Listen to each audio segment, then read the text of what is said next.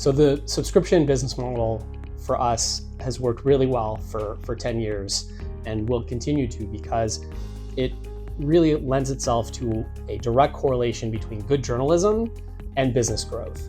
When we write a story that is super in-depth, that tells you, for instance, how OpenAI's technology actually works, what are the strengths and limitations of it, what are the issues that the team is running into, or the financials of a company like that. It's so important. It's becoming essentially like a public utility, but nobody knows really anything about it.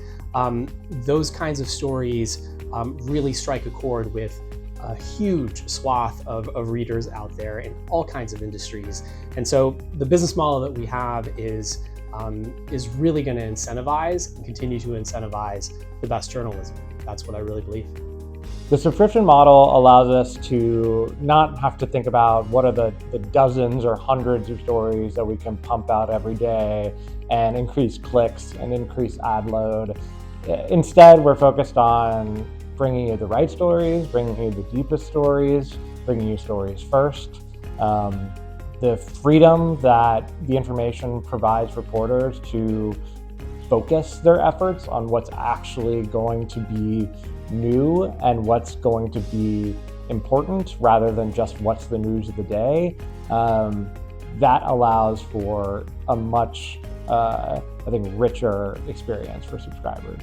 So I think our subscription model really helps me do more in-depth reporting, and also I think both writing about scoops and interesting exclusives, but also for the newsletter writing about research and broader trends that I'm seeing.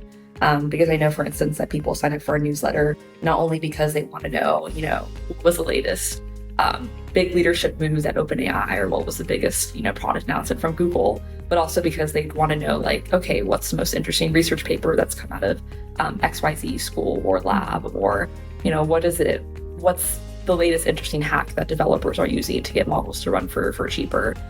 So it's they're not just signing up for very specific stories, but they're signing up for this broader array of coverage and to be hopefully knowledgeable and well-informed on the field at large.